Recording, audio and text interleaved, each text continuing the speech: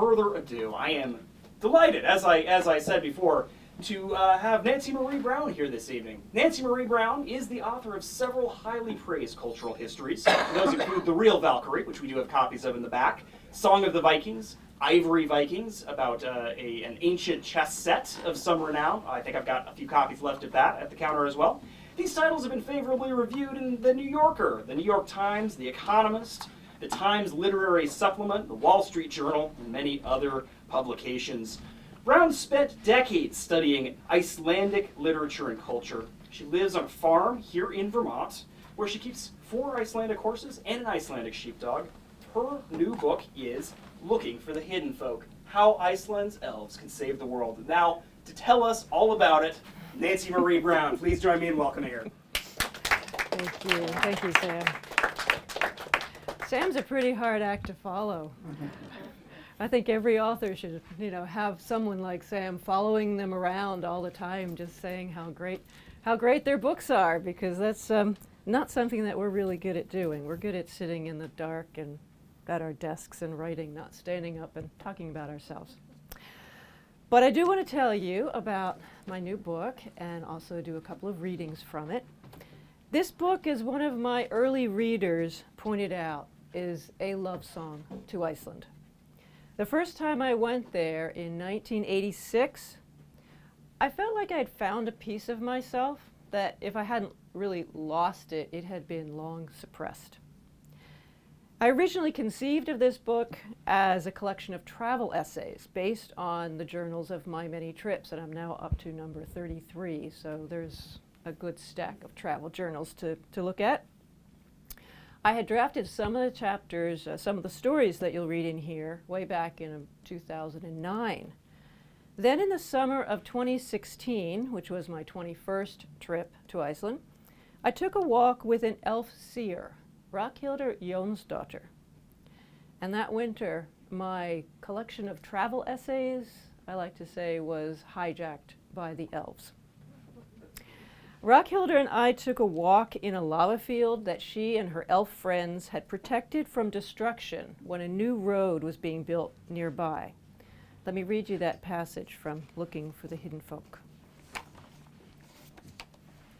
We didn't talk much about elves or the hidden folk as we walked, which was odd, since Ragnhildur Jónsdóttir is a famous elf seer. Just how famous was underlined by a call she accepted on her cell phone as we walked. A foreign journalist wanted to know if the elves had anything to do with Iceland's unexpected success that summer in soccer's Euro Cup. Instead, we photographed lava crags and stacks and pillars, pillows of silver-green moss, caves and clefts, and individual lichen-splashed rocks. It was by turns warm and sunny and cloudy and cool, a fine summer's day. The breeze was light, just enough to keep the gnats at bay. The land smelled of peat with hints of salt and sea. We wandered about, pointing out plants. I didn't keep a list, but 2 hours later, back at my hotel when I wrote up my recollections, I remembered blueberry, crowberry, stone bramble, violet, dandelion, mountain avens, buttercup, butterwort, wood geranium, wild thyme, willow shrubs with pale, fluffy catkins, and several kinds of grass, including sheep sorrel, which we tasted. It was sour as limes. Elves' cup moss was the only sign of elves I saw. We listened to the wind sighing in the knee-high willows and the incessant cries of seabirds, black-backed gulls barking now, now, now, and Arctic terns, many terns, with their piercing kriya cries. It was the terns' nesting season, so we'd wandered away from the bay, where the birds lay their eggs on beach stones and black sand. We talked about art and inspiration. What is inspiration? Why do some places attract artists and spark creative thought? Why are some places beautiful? And how do you define beauty?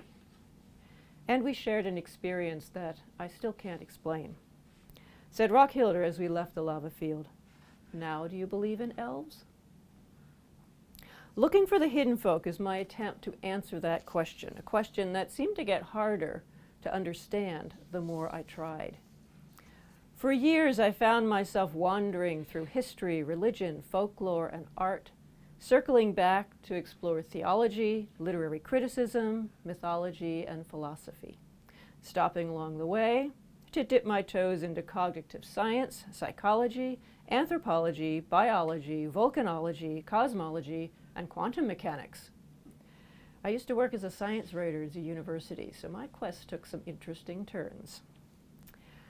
Each discipline, I found, defines and redefines what is real and what is unreal, what is natural and what is supernatural, what is demonstrated and what is theoretical, what is alive and what is inert. Believing in elves, I learned, is a lot like believing in quantum mechanics. It is a way of perceiving and valuing the world around us. All of those travel essays that I had been working on, I realized, shared one theme. Icelanders see nature in different ways than I had been taught to see it. In Iceland, where the geology and the weather patterns are as fantastic as anything Tolkien thought up, the imagination is set free and the mind is urged to pay attention. In Iceland, I felt more alive, more open to wonder and beauty, because to the Icelanders I met, the world around us, every rock and every hill, is inhabited by elves, yes, but also by stories. At heart, looking for the hidden folk is about the power of stories. Stories shape how you see the world. They determine not only how you think of elves, but how you think of such real things as hills and mountains and volcanoes. The stories we tell protect a place or permit its destruction. That's why it seems to me that we make a critical mistake when we laugh off an Icelander's belief in elves. We assume that we agree on what each of us means by the words belief and elf. Think about it this way. If Icelanders are crazy to talk to elves, are Christians likewise crazy to talk to God? What immaterial beings are we allowed to believe in, and who is allowed to do the believing? In 1974, an Icelandic psychologist conducted a survey on spiritual matters. Of those who responded, 5% had seen an elf, while 33%, quote, entertained the possibility of their existence. In 2006, the University of Iceland conducted a similar survey. Again, 5% said they had seen an elf. This time, more than 50% entertained the possibility of their existence. Let's put those numbers into context. According to recent surveys, 10% of Americans say they have seen a UFO, and 48% of Americans, quote, are open to the idea that alien spacecraft are observing our planet. Look at it another way. 81% of Americans say they believe in God, and 64% are convinced that God exists. So the question is an elf more like a UFO, or is an elf more like God? For folklorist Terry Gunnell, who organized the 2006 Elf Survey, the most striking result was that in spite of the changes, the radical changes, in Icelandic society since 1974, the Icelanders' traditional beliefs about elves had remained nearly the same. They were, he concluded, deeply rooted. The idea that some people can see elves and others cannot does have a long history in Iceland. When Ragnhildur Jónsdóttir wrote to the mayor on behalf of the elves living in the lava field, she called herself Sjáandi, a seer. She did not have to define the term. As the Lutheran Bishop of Iceland wrote in 1570, elves, quote, are invisible to us unless they wish to appear. Yet the properties of certain men's eyes are such that no spirit can ever escape his sight.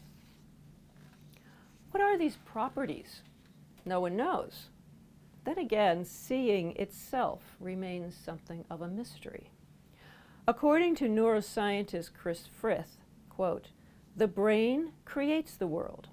From the very limited and imperfect signals provided by our senses, from our experiences and our expectations, from what we've been taught and what we've read, the brain creates, quote, a prediction of what ought to be out there in the world." Eyesight doesn't answer the question, what is this? But instead, what is this like? Says neuroscientist Moshe Bar, our perception of the environment relies on memory as much as it does on incoming information.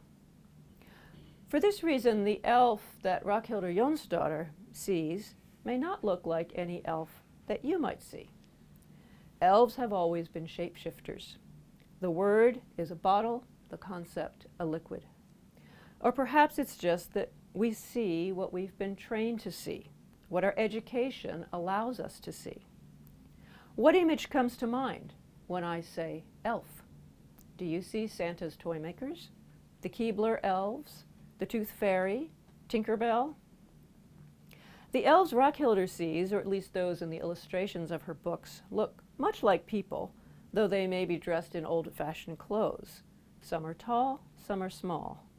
Some have pointy ears, some have green skin, but some look like trees. In the earliest stories, in English or Icelandic, elves are like gods and goddesses. Think of Tolkien's Galadriel, as so beautifully acted by Cate Blanchett. In the tale of Thomas the Rhymer from the 1200s, the elf queen is a beautiful lady on a white horse who kidnaps Thomas and turns him into a sex toy. It was Shakespeare, writing in the 1600s, who shrank the fairy queen to no bigger than an agate stone, the gemstone in the ring on a rich man's finger. Rather than riding a white horse, she comes in a chariot made from half a hazelnut shell and the gauzy bits of grasshoppers' wings. Where once elves were godlike, now they are insect-like. In the earliest Icelandic texts, elf and dwarf and troll are all interchangeable. We really have no idea what these words mean.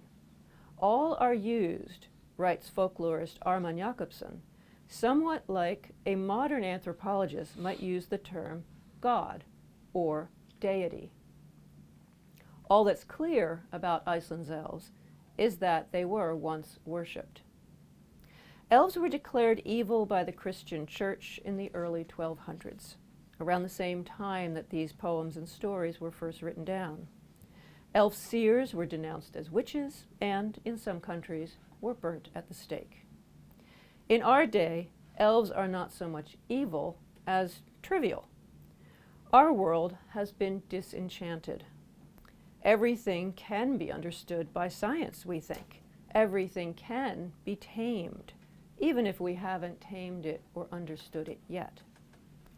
As sociologist Max Weber predicted in the early 20th century, soon, quote, there will be no more mysteries, no more magic, no more wonder. Ludwig Wittgenstein found that to be a serious problem. His philosophy, says historian Michael Saylor, quote, awakens us to awe, possibility, difference, and a humble acceptance of the provisional nature of our understanding. Those are things I think about often when I'm in Iceland. Though I've never seen an elf or a troll, I've had several encounters with the supernatural while traveling in Iceland over the last 35 years, once while crossing the cold desert at the island's heart on horseback. One night during that horse trek, jotting notes in our cabin, I felt eyes on my neck. Here's how I describe that experience in looking for the hidden folk.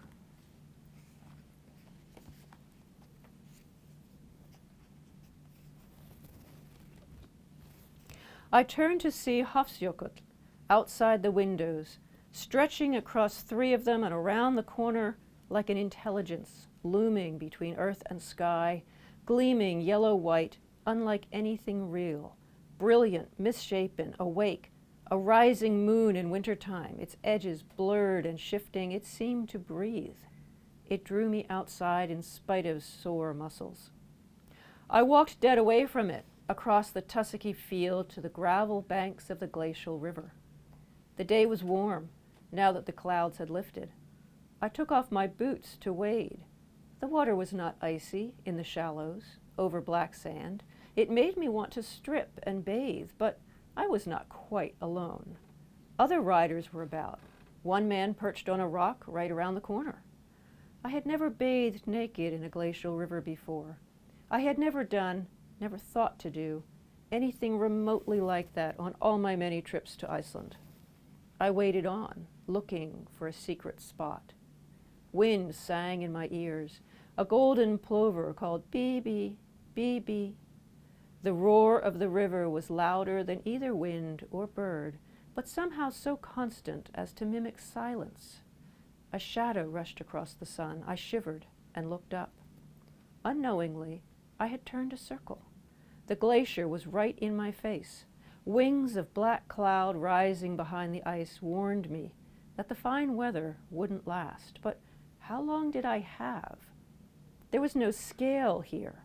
I could not guess how far or high that ice cap was.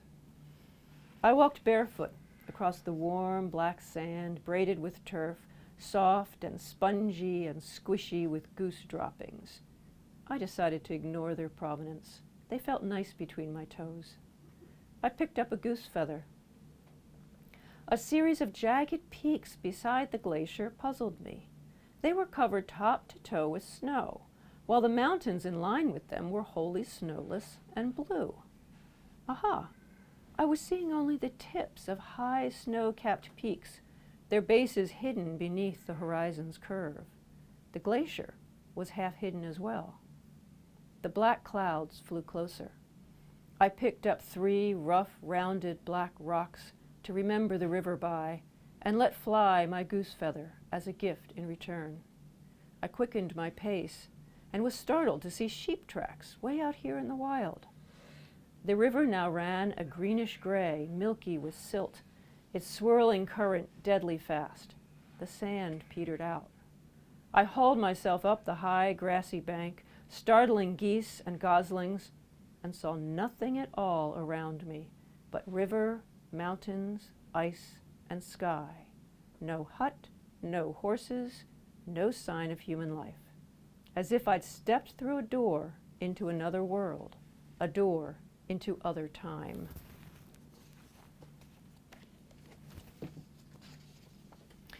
That was a feeling I've never forgotten.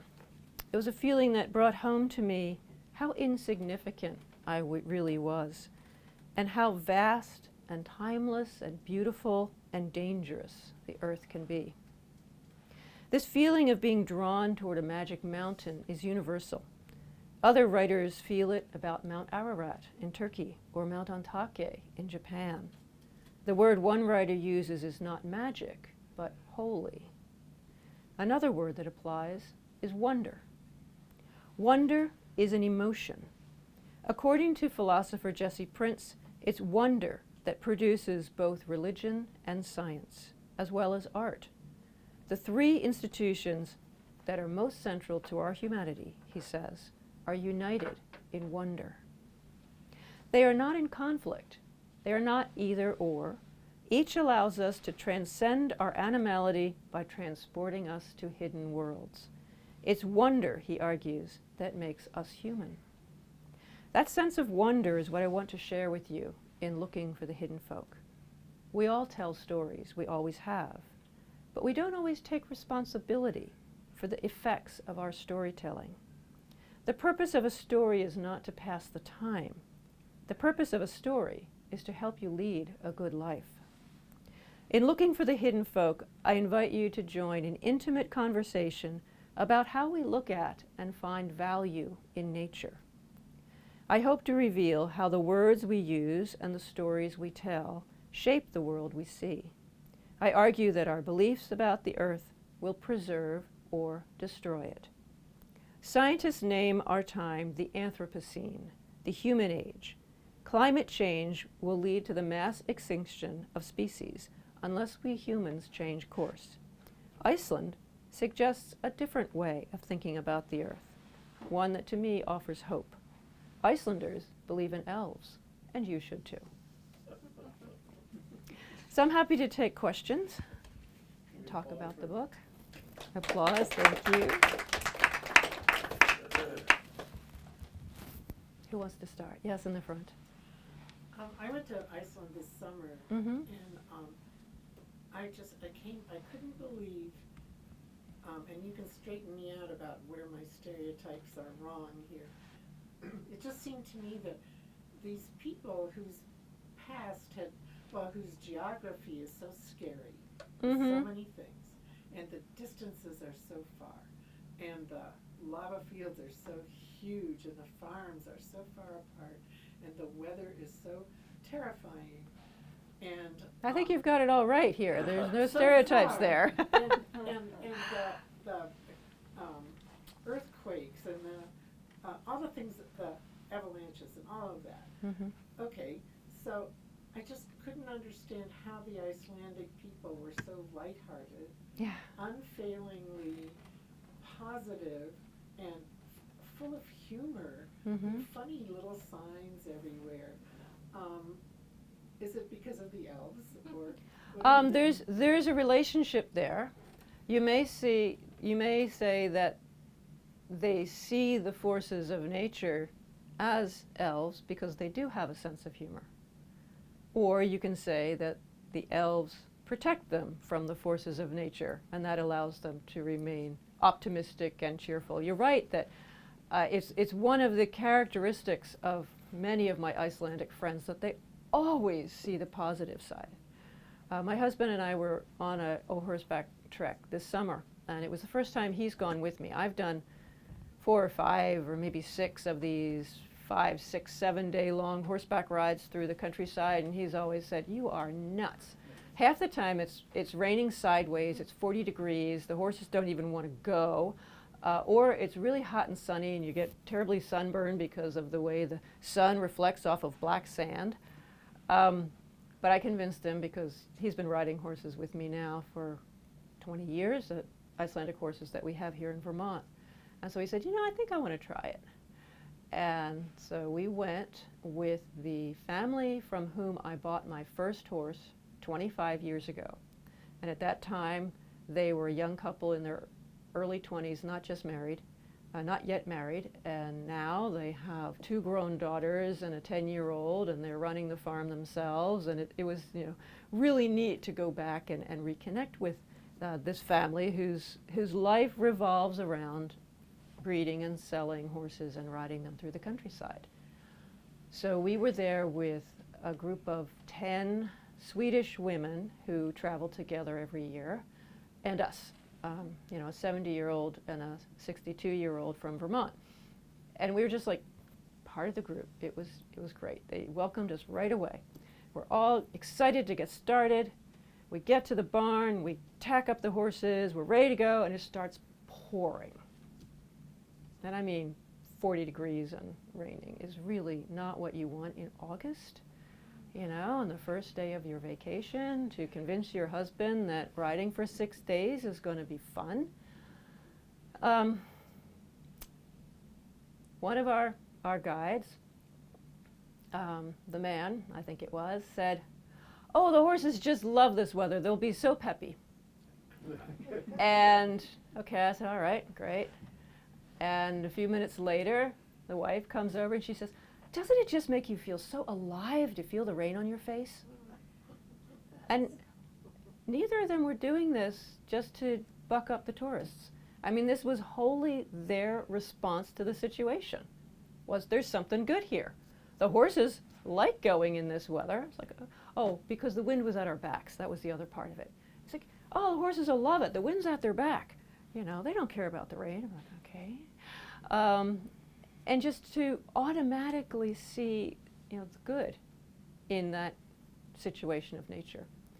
Another Icelander, one point, pointed out to me that after the saga age, when all the sagas were written, about that time, Iceland became a colony of Norway. So from about 1260 to the late 1800s, early 1900s, Iceland sort of sank further and further and further into poverty and depression because the King of Norway didn't really care about his Icelandic colony. Then it became part of Denmark, who could care even less. The ships stopped coming, the supplies weren't there. You have no trees on this island, you can't build your own ships. They were stuck. They were peons in a colonial empire. It's dark, 4 months out of the year, it's dark. It's like you have really, really short days, and it's not terribly cold, but it's rainy. You don't get the bright snow that we get. Winter's pretty miserable. Okay, so they're cold, they're hungry, they're poor. Who survived? The ones who had the optimistic outlook, the ones who had the bright dispositions. As my friend said, anybody who had seasonal affective disorder did not reproduce. So there was this big Darwinian experiment going on in Iceland through the 14th, 15th, 16th, 17th, and 18th centuries, creating a population of people who are tough and who are optimistic and who are, bright-seeming and are willing to face anything and have learned to deal with the weather and the earthquakes and the volcanoes and the glaciers. I think nothing of it. I grew up there, so. Gott ist You are describing it so well. It's okay? Oh, it's wonderful. I usually what you ask, say. is there an Icelander in the audience before I start pronouncing things? Ooh. No, But you're thank doing you. Great, yeah. Tack för You're det. describing it so well. Tack för det. Really, yeah. I And have, we I do have, tend to see the silver lining. every time I am grumpy and complaining about something, my Icelandic friends would say, but Exactly. look at it this way. I was like, what's your problem, woman? Don't get yourself all down in the dumps, The response to the volcanoes is something that it was just so exciting to me and strange, because there was a volcanic eruption in 2010, which was really the first one that we have been able to watch from a distance.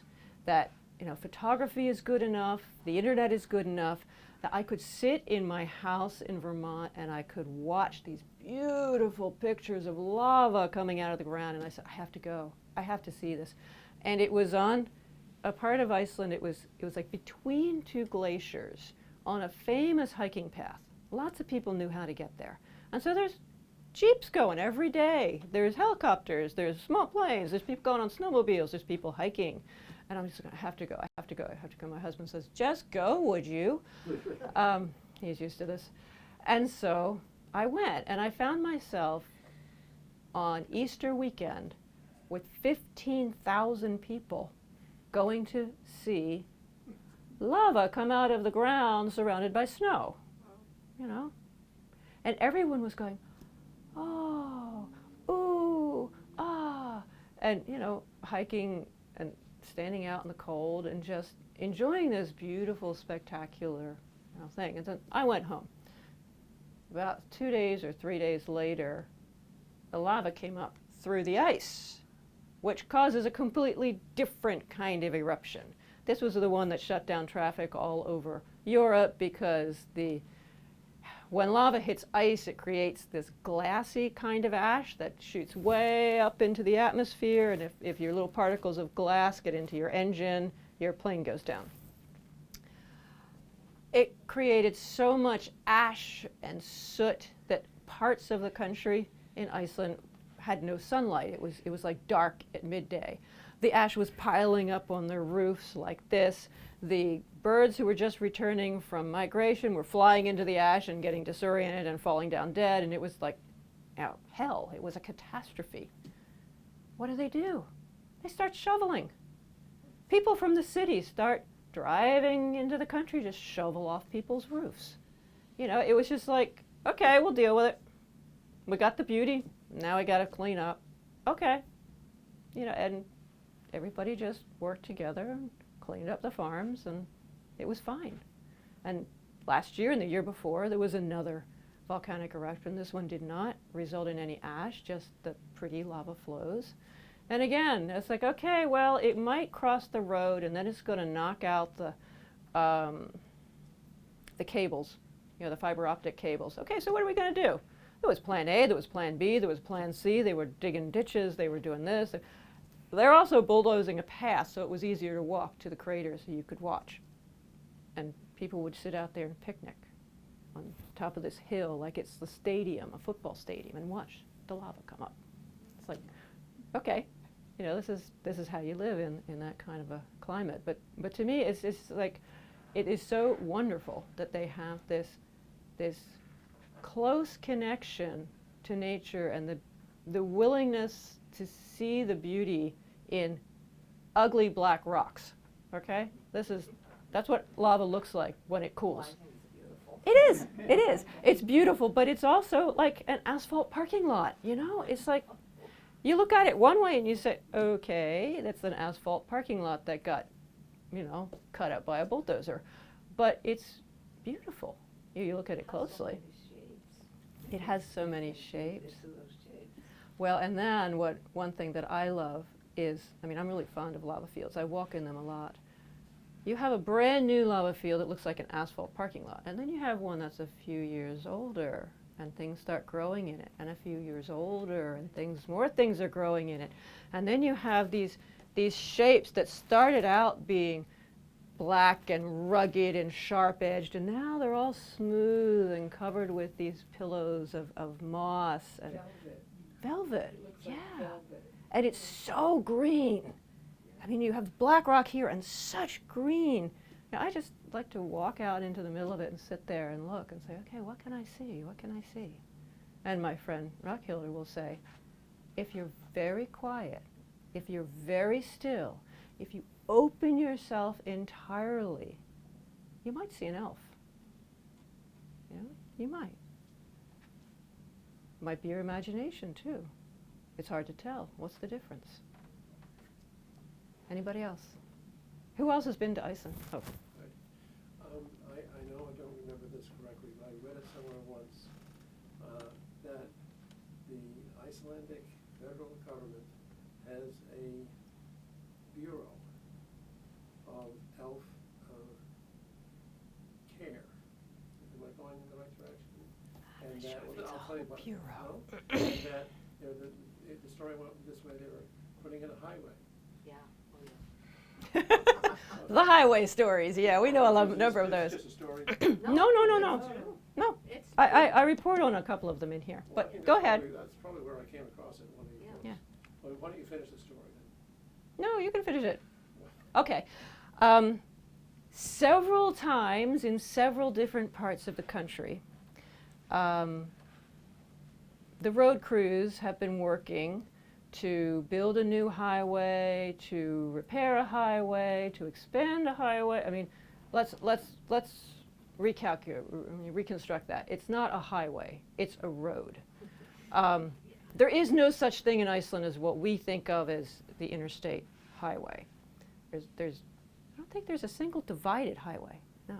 There's some that are like 4 lanes, but most of these, in the country, no. yeah, most of these are, well, most of them are gravel roads like we're used to in Vermont, but, you know, these might be paved, and there's 2 lanes, you know, they're not overly, they're not taking up more room than they really need. They're too narrow. They're narrow. Well They are built. too narrow someplace. Oh my goodness. Very well built. Not all of them. Go up to the West Fjords. Scared me to death. Okay, so they're building a road, and what I'm saying is this is not an excessive construction project. The bulldozer breaks down. You know, it happens over and over and over again. And somebody will say, well, the elves don't like where we're building this road, so let's look into this. And they will find an old story, or a person who remembers a story, or a person who can see elves who will say, oh, well, that rock over there is the elf lady's rock. And she doesn't want your highway that close to her house. Or this rock over here is an elf church. You can see the aura from that church. That is a holy place. You are infringing upon the sanctity of the elves. You need to reroute this road. Or you need to wait for a couple of days because the elves haven't had a chance to move. They haven't had a chance to find new homes. You are rushing this job. And so the various groups of people will get together and say, okay, if we put it off for a week, will the elves be happy? If we move the road a little bit to this side, will the elves be happy? If we circle around on either side of this rock and give her a nice big lawn, will she be happy? And there are experts like my friend Rockhilder who will discuss this with the spirits, with the elves, and they will come to a conclusion. And lo and behold, when they start building the road again, it goes through. There's no problem. And it's like every 5 years, you have a story like this somewhere in the country where some construction site, gets messed up. I mean, I think if we looked around in Vermont, we'd find an awful lot of construction sites that are not completed on time for one reason or another. Equipment breaks down, it goes over budget, they find that there's some mineral in the soil that they didn't expect, it becomes a toxic waste site. That happened to us in Pennsylvania when I lived there. But we don't ever stop and say, what is the earth telling us? What is the message we should be taking from the fact that our projects don't always work the way we plan them to work? And the Icelanders have a way of addressing that with the elves. And yes, some people will laugh at it. Some people will think it's silly. Some people will say, oh, you're just telling jokes. I mean, this is just part of that, Icelandic gift for humor. Well, yes and no. I mean, it's also a way of dealing with your surroundings and with nature and treating it with respect. So it's something that I have always noticed, that Icelanders are willing to treat nature with respect. They kind of Yep. do not look at it as an obstacle. They don't look at that rock as an obstacle. No, no. So The rock they has, work with it. the rock, there's a reason the rock is there. The rock has a right to be there. It has as much right as you have to walk there. There's no real difference between the value of a rock and the value of a person, or a person's expedience, a person's, it'd be easier if I could ride my bicycle if this was a flatter road, Okay, sorry, this rock has as much right to this place as you do. And I really like that. I mean, even we think of trees maybe having a right to be there, but in Iceland they have rocks. There's a woman in the back who wants to talk. I was wondering if you see any cultural parallels with Irish leprechauns. Absolutely. Many Icelanders in the settlement era came from Ireland. And as one of the folklorists I talked to explained, when the first settlers came to Iceland in the late 800s, no one lived there. No one had ever lived there. There was no native peoples. There were no stories at all about how to survive in this climate. So the Norwegians brought their concepts of, ancestors that lived under the mound, who were buried under the mound, and who lived there and gave you advice.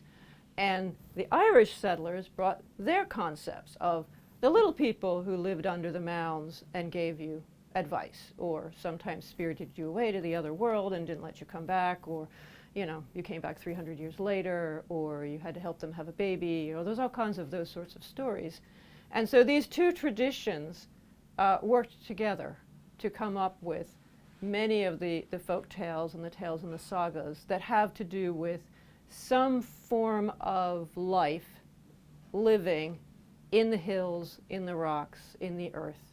And so it's an amalgamation of the Irish and the Scandinavian sort of worldviews of around the year 800. So this is pre-Christian for the Norwegians, and it's after Christian for the Irish. So there's, you know, a lot of pagan lore, but there's also a lot of ancient Christian concepts, and they all just sort of get blended together in a very interesting stew. Yes, sir. I always, I've been there several times. Mhm. It's been quite a good time there. I always felt it was the most peaceful place that you could be. I mean, maybe it's just the vast openness of places, but it's, you just get a feeling of being at peace when you're there. Well, I certainly do. It's one of the places where you can be a single woman traveler and never think twice. You know, I've never felt that any person I ever see way out in the middle of nowhere is a threat to me, except one time. I had a really interesting experience, and I think I scared him more than he scared me. One summer, my husband and I rented what was an abandoned farmhouse. We had a friend who was part of the family that owned this house, and so we arranged to rent it for 3 months, and we did some fixing up of the roof and everything. The way to get to this house was you had to wait until low tide and cross the tide flats. There was no road to it, there was no electricity, no running water. It was like a tent on the edge of a lava field, and the ocean was on the other side. It was absolutely spectacular. I still go back every time I can. So we were living there that summer, and nobody had lived there for maybe 40 years. And we walked in the lava every day and walked out to the sea, and often I was by myself. So one day I was walking in the lava by myself, and I had been watching a mother fox and her cubs, kits, playing in the lava. And I had been, you know, sitting there watching them for a long time, and then finally they went away. And I sort of was following them, thinking, okay, well, where's the den? Where are they going? And suddenly I saw a man coming at me through the lava, and he had a gun. And I looked at him, and I really was not sure he was real. And then I said, he's a fox hunter. He's going to come shoot my foxes, because foxes kill lambs, and so there is a bounty on them, and it's perfectly legal, and there's a designated fox hunter in every small area of Iceland to protect the sheep. And so I said, well, I don't want him to find my foxes. So I quickly ducked down beneath the lava, crags, and sort of scuttled away. Well, he had seen me, and suddenly I disappeared. And he's like, there should be no one here. And what was that? Was that a human? Was that an elf? Was that, you know? Yeah, he was really shocked. And he kind of, like, I was watching him, backed up. Okay, I'm not going to go that way. And he went another way, and he went over to the house where we were staying. And my husband was there, and he went in, and he had a cup of coffee. And my husband said, that was probably my wife you saw. Now, my husband doesn't speak Icelandic, and he did not speak English, but they were able to communicate. Woman in lava! Oh, yeah, that was my wife. And so then when I came, my husband said, oh, you should have seen the look on his face when I said, oh, yes, my wife is out walking in the lava. So he thought I was dangerous. I thought he was dangerous, and neither of us hurt the foxes. So that was fun. But that was like the only time I've ever been out in the countryside in Iceland where there was anything that was more threatening than the weather. The weather is really terrifying. I lead a tour every June, and I have a safety guide, and I say to my tour people, okay, you're going to bring a backpack, a day pack, and you're going to have in it a full rain suit, tops and bottoms. I want hat, I want gloves, I want a bar of chocolate, I want some water, I want your identification, and if you have a cell phone that works in Iceland, bring that too. And everybody's going, oh, but it's 70 degrees, it's beautiful. I'm like, yeah, we're going to walk out into that lava field in an hour, and it's going to start pouring. And you're going to get lost, and you're going to get cold. And so they all laugh at me until that happens, and then they're like, oh, I got to get my rain suit on, you know, and everybody's happy. But it's just like, you don't play with it, you know, you don't mess with it. there was a story of one of the volcanic eruptions this year or last, where husband and wife went walking along a very well-marked path to see the eruption, and he turned aside to take a piss in the lava, never came back. She had to find the rescue squad. Like 6 or 8 hours later, they find him by flying a drone over the lava field. He was marching in the absolute wrong direction. He was hypothermic, he was freezing. He had had nothing to eat or drink for hours and hours and hours. You know, he was lucky to be alive. 100 years ago, you didn't have drones. They wouldn't have found him, because nobody in their right mind is marching through a lava field in the wrong direction. You know, he just did not have any way of telling where he was. You can do that in Iceland. Anybody else? Yes, sir. We were in the northwestern part of the country. I can't remember. The West Fjords? Not that far north. Not that far, okay. Snæfellsnes. Fairly near Snæfellsnes is a town with some hot springs there. Stykkishólmur? Don't remember the name, but No, anyway, I it don't was think an the elf hot church. springs. Okay. Are there a lot of elf churches? Yeah. It was beautiful. There are a lot of elf churches. There's also troll churches. We walked out into the field and we could Mhm. see this rock, and it had a presence.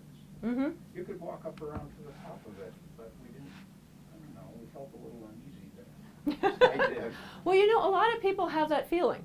Even if they're not told that this is an elf church, there are certain places in Iceland that people who have no experience of feeling the supernatural, they go there and they say, there's something going on here.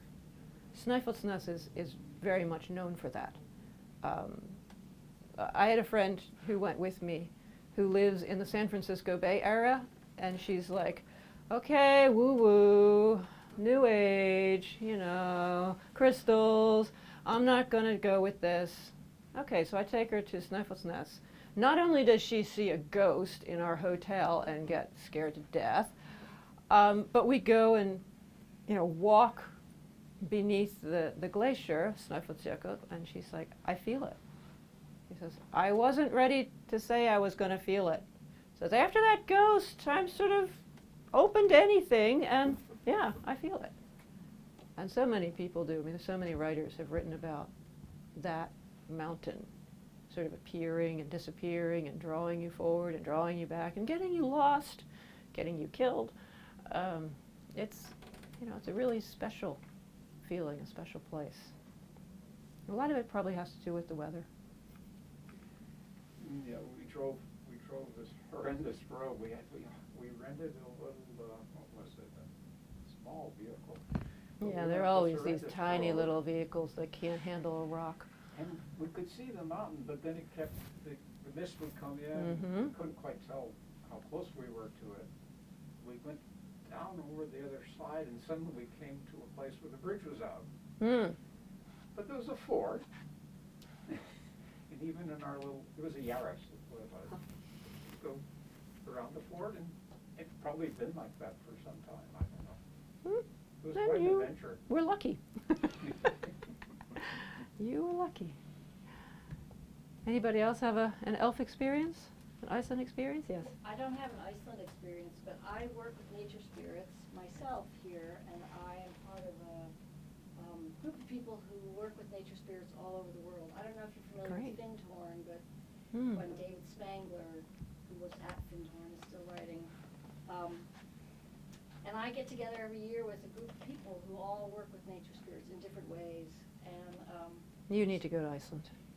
I don't know if I do. I'm here. I Mhm. have a mountain that Yeah. inspires me so deeply. This place is very, very special. I work with the land where I live in Cornish, Mhm. and you know, it's happening everywhere. And I think a lot of people are waking up to understanding that nature is personified. That imagination is a tool of perception, not fiction. Mm-hmm. So, Mhm. and to me, interesting that you're focused also on the women of Iceland, because Mhm. at this time, energetically, the masculine and the feminine are working very hard to come into balance, so that we do experience that everything is alive, that a rock is alive. And Mhm, that some mhm. places are particularly focused energy, and you can actually work that energy. All of us can work that energy, so your writing is very This is beautiful. really inspiring, because that's what I'm hoping this book will do, is to say, Right. you don't have to go to Iceland to feel this. You just have to open your Go eyes, into the open woods. your mind. Go into the woods in, Yeah. in Norwich or in Cornish or. But know. you see, in America, we're not given permission to do that. That I is give you all something, permission. yeah. You're being That is called. You're something saying, that, "Mom, that's look something at that me." children do, you know? And when you grow up, you're supposed to grow out of that. And I'm saying, no, be a child again. Let your inner child go out and play in the woods and see the spirits and tell people you see the spirits. And you shouldn't care if they think you're loony, because that's much better than being, dull. And you've seen something, you've felt it. Yes. I recently read a book, and he talked about more than human, Mm-hmm. instead of talking about non-human. Non-human, yeah. Talked about the world, Mm-hmm. all different things, and connecting with more than human. Yeah, I think one of the big mistakes that Western civilization has made in history was during the Enlightenment, when they decided that, people were important and nothing else in the world was. Everything else was a resource for people. And, they found support for that in Aristotle and in the Bible and in all other places, but you can also find support for the complete opposite argument that a person is no more important than a rock. We are all part of the same system, and each individual person has value, and each individual rock and tree and bird has value. I'm not even talking about species, I'm talking about individuals. So if Western civilization, Western thought had taken a slightly different turn, we might not be having a climate crisis right now. And we just think that everything that's not human is put there for us to use. Well, whose idea is that? Obviously a human thought that one up. The Earth didn't come up with that. And the Earth is telling us through this pandemic that we're all wearing masks for that, oh no, you're not really all that powerful, are you? The hurricane that just hit Florida, no, I'm going to take trees, I'm going to take people, I'm going to take houses, not just water. Yeah, so. And they're gonna build again. Well, that's the other problem, yes. They like living there. Yeah. They're on the radio thing. Right. Well, people like living there. They like so- living there. Okay, well, I hope you like floods. Yeah. Let's not go there. Let's end on the optimistic note that we can go into the forest and listen to our own spirits of nature. And probably most of you have read Braiding Sweetgrass. Yes, by that's a Robin beautiful, Ford. beautiful But book. this is also, there's the Cantombole in Africa, the little people. There are many native tribes that have experiences with little people. Mhm. But also there's a different relationship with the earth, that it's alive. And It's alive. You get to do, every day you can do that but you have to do it with your imagination. Mm-hmm. And it's so nice to have somebody who can go in and pay as much attention as you do, so that you can Mhm. describe it to us so we can imagine it, because that helps us to imagine it here, to Right, hear it as a right. story. And what's important to me, and what I tried to present in this book by going into science and going into philosophy and going into history, is that this is not a silly or fantastic or just trivial way of interacting with the world. This is, elemental. This is something that really can, encourage you and inspire you and empower you to live in the earth, live with the earth. Yeah. Two things that I think of as you're talking about that. One, at a very local level, is the idea of forest bathing, Mm-hmm. which, God, has such an effect on me. It was just amazing. Just this sense of peace if I walk under trees. Mm-hmm. But as a scientist, I also think of things like the idea of Gaia and the whole world being the whole Mhm. earth being a living organism in ways that, despite some scientists looking at that for a long time, we don't really understand Yeah, how we all that don't. works and And- how it actually links. And that's something I pointed out in my talk, is that art and science and religion are not in conflict. We're all trying to answer these questions. You know, we're all, you know, it's just different ways of addressing it. different And so perspectives. you can be a scientist and see elves. You know, you can be a scientist and go forest bathing. You can, you know, appreciate and honor the sacredness of the earth and still study it. You know, it's just how you use what you learn. That And how open you are. and how open you are. Yeah. If you think the only thing important in the world is money, then I'm sorry, this won't get through to you. I've been reading an anthology of writings by Native Americans. And I believe it was a Mohegan who wrote that in their early conversations with the colonists, the Native Americans really had trouble understanding their different perspectives. Mm-hmm. How can So you when own we- land? When we look at a forest, we see the trees. When you look at a forest, you see money. You see wood that you can harvest for the ship masts of your ships. Yeah. You know, this coming weekend, the local Abenaki tribe is gonna be both at Billings, Rockefeller, and also at the St. Gaudens in the morning from 10 until 1. So you can go and hear members of the tribe that is closest to this place talk about being included in the conversation of how to manage the river, how to deal with water. The one on Monday at St. Gaudens about water, and the one at Billings Rockefeller is about relationship with the land. So these That's are neat. actually people Yeah. who live here, who come from a culture that's a different paradigm. So it'd be really a great opportunity to listen to them at either of those places. And you don't have to fly to Iceland. That's right. Well, I want to make sure that we have time to sign books. Yes, and, that's what we're here for. Continue some of these conversations as well as we do so. Thank you so much, everybody, for coming. Yeah, Nancy really Marie nice Brown, questions. Thank you so much. Thank you. Wonderful discussion. And I did want to share one of my favorite Icelandic treats. This is licorice and chocolate. Okay. So I before you, back a half a suitcase of that. yeah, I know, I do too. So before you put your mask on, grab one of those. And we do have copies of the book in the back if you haven't grabbed one. Emma will help you out up at the counter if you want to pick one up. And I believe that there's a flyer back there, Nancy, about Yeah. an upcoming trip to Iceland. So Yes. if you're interested, Thank pick you. one of those up as well. Thank you so much for Thank you coming, very much. everybody. Have a wonderful evening. I have to get my pen, Right. so.